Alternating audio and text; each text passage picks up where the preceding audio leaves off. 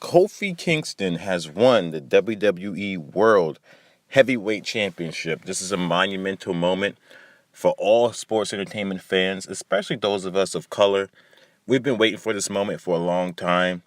So quickly, I'm going to tell you guys what happened and how everything went down and how fans are reacting. Now, first of all, for Kofi Kingston to even get into the match, a series of events had to happen. First of all, the New Day had to form, obviously.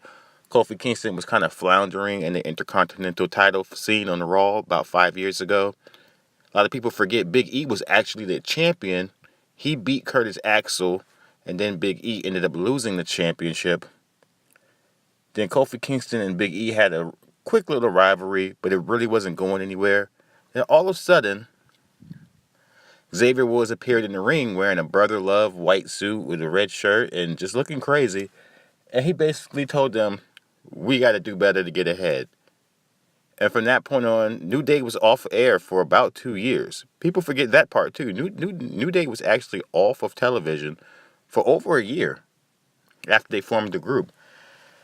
And I don't want to get into all the details. If you watch the interviews towards the beginning of their championship reigns, they let you in, but New Day was supposed to be a different group. They were supposed to be called the Problem Solvers, and they had like the Speed Tag Team, then there would be the Power Problem Solvers with Big E and Kofi, and if it was Kofi and Xavier, there would be the Speed guys. So they wanted the whole thing to be called the Problem Solvers. They shot a bunch of vignettes that never came out. I think they shot them down in NXT, but come to find out, they debut. Of course, we all know the heel turn, then the back with the face turn. They become basically the biggest thing in WWE. And then New Day kind of gets stale. They're kind of floundering.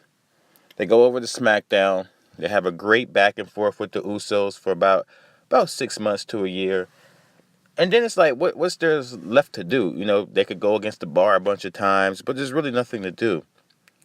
Mustafa Ali gets called up from 205 Live to SmackDown. He's getting a massive push into the main event scene with AJ Styles and Daniel Bryan and, smaller guys getting the opportunity.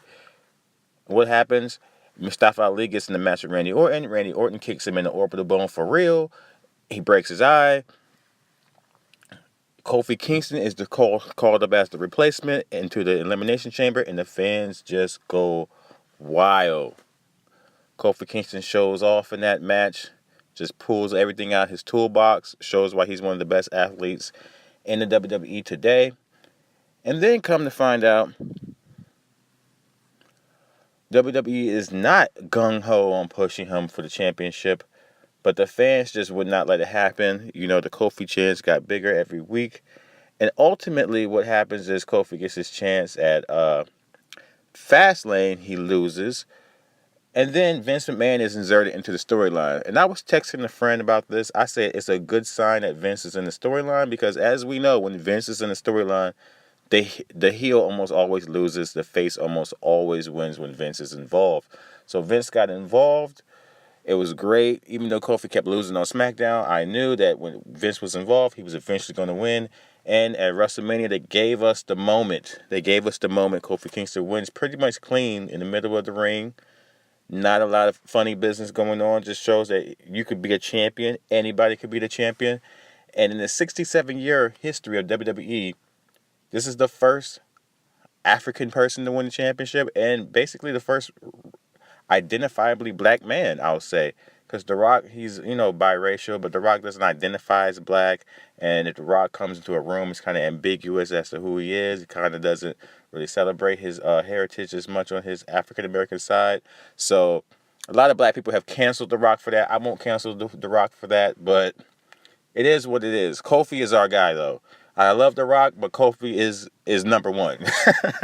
So shout out to Kofi. But one last final thing to the fans who say Booker T won the championship. No, the championship that Booker T won 6 times is not the same championship that Kofi just won. The championship that Kofi won is the Bruno Sammartino 67-year history championship belt.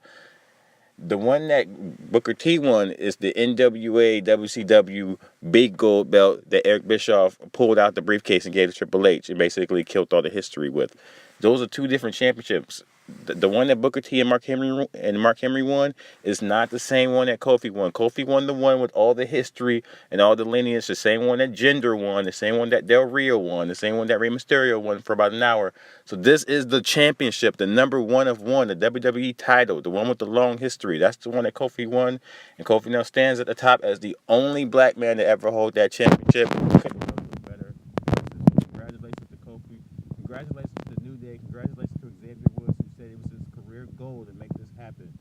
And, we just can't say thank you enough to New Day for all the entertainment they provided. And I hope they continue on and entertain us for many more years to come.